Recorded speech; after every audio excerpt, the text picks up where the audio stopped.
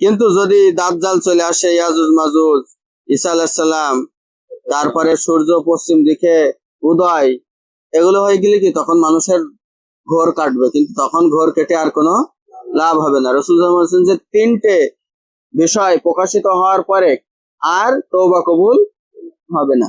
একটা হলো ঈসা আলাইহিস সালামের আগমন, আর একটা ইয়াজুজ মাজুজ, আর একটা হলো সূর্য পশ্চিম দিকে উদয়।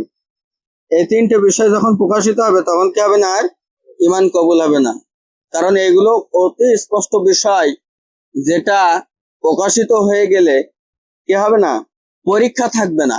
পরীক্ষার বিষয়গুলো যেমন যদি কারো মৃত্যু হয়ে যায় তখন কার ঈমান কবুল হয়? কেন? ফেরেশতা দেখে ফেলে, সে অন্য জগতে চলে যায়, সেখানে তো সবাই মানবেই। জাহান্নামের ভিতরে সবাই তো মানবেই, কারণ সবই দেখে ফেলিস তারা, তো দেখে ফেলে